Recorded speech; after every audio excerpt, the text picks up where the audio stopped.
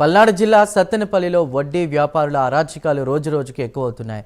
రుణగ్రస్తులను వడ్డీ వ్యాపారులు కిడ్నాప్ చేసి చిత్రహింసలు పెడుతున్నారు. అప్పు తీర్చలేదని తాజాగా అంజిబాబును వడ్డీ వ్యాపారి సుభాని కిడ్నాప్ చేసి చిత్రహింసలు పెట్టాడు. చిత్రహింసలు తట్టుకోలేక అంజిబాబు మరణించాడు. 5 రోజుల క్రితం తరుణ్ అనే వ్యక్తిని కిడ్నాప్ చేసిన వడ్డీ వ్యాపారి చిన్నబాబు చిత్రహింసలకు గురి చేశాడు. ప్రస్తుతం తరుణ్ ఆసుపత్రిలో చికిత్స పొందుతున్నాడు. సత్తెనపల్లిలో ఈ 2 ఘటనలు తీవ్ర కలకలం రేపుతున్నాయి. పురుగురాల్లో రూమ్లో ఉంటే తీసుకుపోయి వేరే వాళ్ళు తీసుకుపోయి డబ్బులు ఇవ్వాలని చెప్పని తీసుకుపోయి అడవిలో తీసుకుపోయి కొట్టి పురుగు మందు దాపించి ఇచ్చారు. అక్కడ ఒక హాస్పిటల్కి వచ్చిండు. పురుగురాళ్ళ హాస్పిటల్లో తీసుకొచ్చారు. హాస్పిటల్కి వచ్చిన తర్వాత వాళ్ళు చేయించారు. మళ్ళీ గుంటూరు తీసుకోమంటే గుంటూరు పోయిన తర్వాత చనిపోయండి. ఘాట్లు అన్ని ఒళ్ళంతా ఘాట్లు ఉన్నాయి. అన్ని వెనకమాల ఒళ్ళు మొత్తం ఘాట్లే, రాళ్ళు పెట్టి గుద్దారు. తలకాయ. పల్నాడు జిల్లా సత్తెనపల్లిలో వడ్డీ వ్యాపారుల అరాచకాలపై మరింత సమాచారాన్ని మా ప్రతినిధి రవికృష్ణ అందిస్తారు. రవికృష్ణ.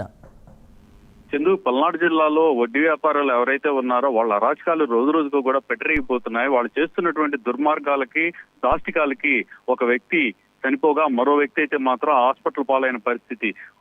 ఎవరైతే సత్తెనపల్లికి చెందినటువంటి నన్నే అనేటువంటి వ్యక్తి వడ్డీ వ్యాపారం చేస్తున్నాడో అతని మీద ఆల్రెడీ రౌడీ షీట్ ఉంది.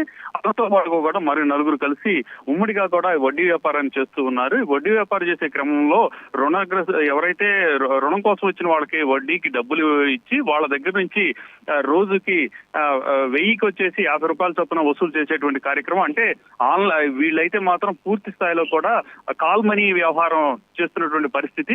ఈ కాల్ మనీ వ్యాపారం చేస్తున్నటువంటి నేపథ్యంలో అలాగే అంజిబాబు అనేటువంటి వ్యక్తి ఎవరైతే ఉన్నారో అంజిబాబు అనే ఒక వ్యక్తికి అప్పు ఇవ్వడం జరిగింది. అతని దగ్గర 12 లక్షల రూపాయలు నన్నే దగ్గర ఈ అంజిబాబు తీసుకున్నాడు. తర్వాత కొంతకాలం వడ్డీ కట్టేశాడు, కొంత అమౌంట్ కూడా జమేసిన తర్వాత అతను మరీ వీళ్ళ యొక్క అరాచకాలు ఎక్కువైపోవటం, వీళ్ళ బాధకు తట్టుకోలేక హైదరాబాద్ వెళ్ళాడు. హైదరాబాద్ వెళ్ళి 4 రోజుల క్రితం అయితే ఆయన మాచర్లో ఉన్న ఒక ఫ్రెండ్ కుమార్తె వివాహానికి వచ్చాడు. అది తెలుసుకున్నటువంటి నన్నే మళ్ళీ మరొక 4 కలిసి అక్కడికి వెళ్ళి అతన్ని కిడ్నాప్ చేశారు. కిడ్నాప్ చేసి అతన్ని అయితే మాత్రం పక్కన ఉన్నటువంటి తండా దగ్గరికి తీసుకెళ్లి మందు తాగిచ్చి ఆ తర్వాత అతనికి పురుగుల మందుని పోసి గొంతు నిలిమి చంపేసిన పరిస్థితి కనపడింది. అదే విధంగా కూడా ఎవరైతే మరొక వ్యక్తిని కూడా ఇదే విధంగా కూడా వాళ్ళు కిడ్నాప్ చేయటం, అతన్ని తీవ్రంగా కూడా హింసించినటువంటి నేపథ్యంలో తరుణ్ అనేటువంటి వ్యక్తిని అతను కూడా ప్రజెంట్ అయితే మాత్రం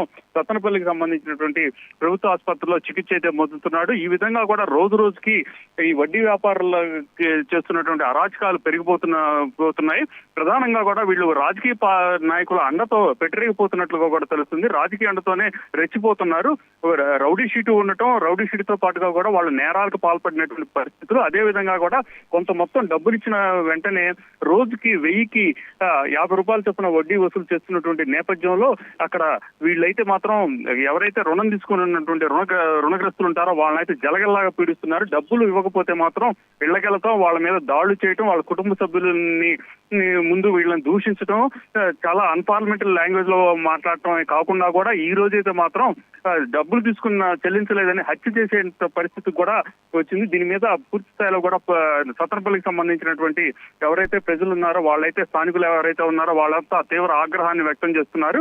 వీళ్ళ మీద కఠిన చర్యలు తీసుకోవాలని చెబుతున్న పరిస్థితి అయితే ఉంది. ప్రజెంట్ అయితే మాత్రం గురజాలకి సంబంధించిన పోలీసులు అయితే మాత్రం కొందరిని అదుపులో తీసుకున్నట్టు తెలిసింది. ప్రధాన నిందితులైనటువంటి నన్నే కోసం అయితే మాత్రం పోలీసులు గాలింపు చేస్తున్నట్లు కూడా తెలుస్తుంది.